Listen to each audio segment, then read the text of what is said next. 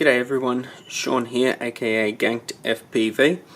Just another quick video today on parallel charging. Now there's a lot of benefits to parallel charging. There's also some risks, so I guess I'm just going to walk through those and explain how I parallel charge my batteries. So as you can see here, I've got my my toolbox where I have moved my batteries that are going to be charged. And if we take a look at one of these batteries, basically what we're looking at here is a 1300 milliamp 4S battery, and you can see I've got 6 of these here ready to be charged.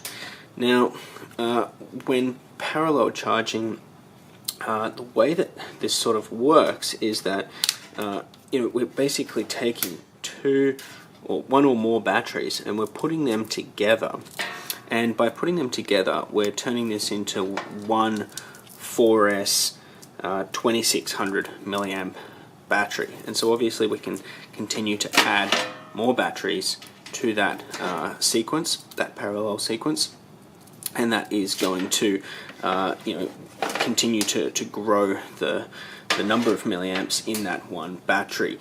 Now it's not entirely true to say that it is just one big battery, but that is kind of a good way of thinking about it.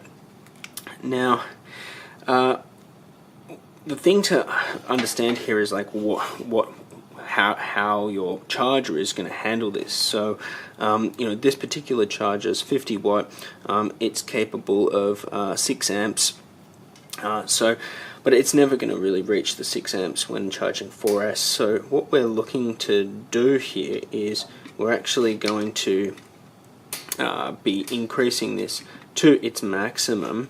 But if I was to charge this battery on its own and plug this directly into the charger, obviously I could charge this at 1.3 amps for 1C, or I could charge it at 2.6 for 2C, etc. And there'll be times where I want to quickly boost up a battery like that, but obviously the higher the amperage that you're charging at, and the higher C rating, the more damage that you're going to do to your batteries long term. You're going to reduce their life and so forth, build up more internal resistance within the cells, etc.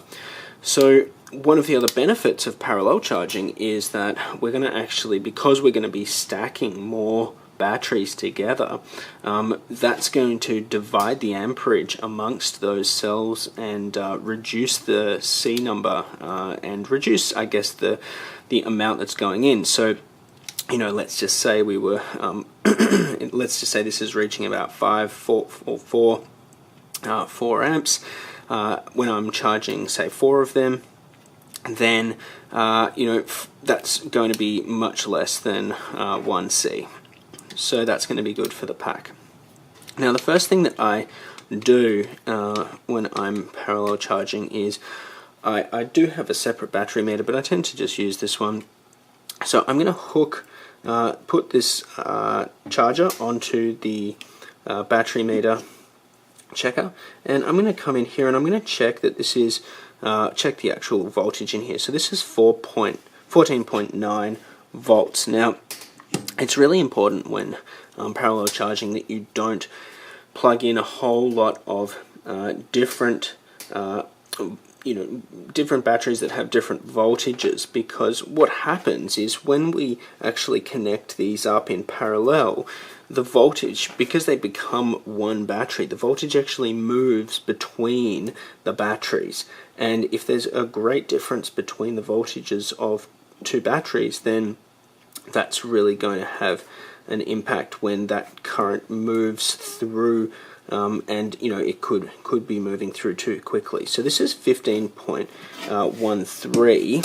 So what I tend to do is I try to group them up into similar amounts, and I'm really careful about this. So this is 15.13. This one here is 15.13.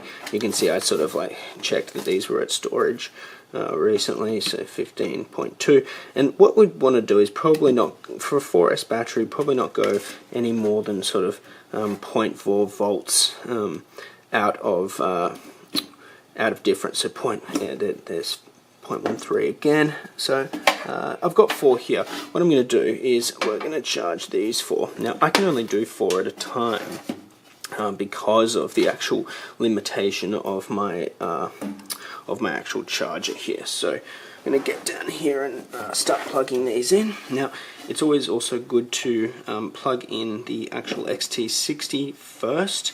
The reason being is, again, as that voltage is distributing amongst those cells, if you plug in the balance lead first, then it might cause that voltage to actually move through the balance lead, and this is a much smaller gauge wire, and that could cause some issues. So what we're going to do now is follow up with the actual balance leads.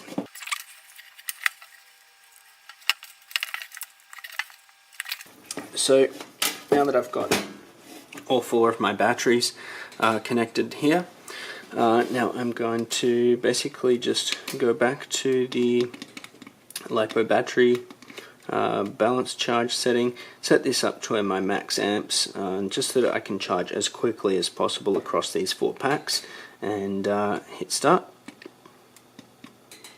And so you can see the convenience there of being able to now, instead of having to come back and switch them out one at a time, even though it might be faster, it's just much more convenient, even at a lower amperage, a lower C value, to protect the batteries by charging them slower, but also just being able to do 4 at once and getting your packs back up so you can get back in the sky.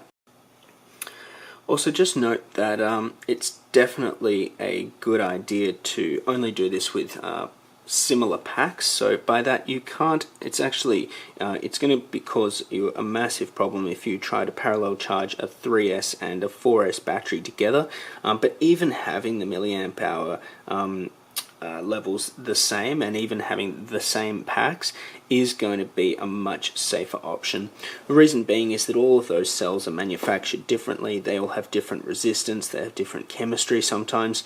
It's just going to be much safer if you keep those packs the same when doing this. So that's it for today. Thanks for watching. If this has been helpful, please like, subscribe, and I'll see you guys next time.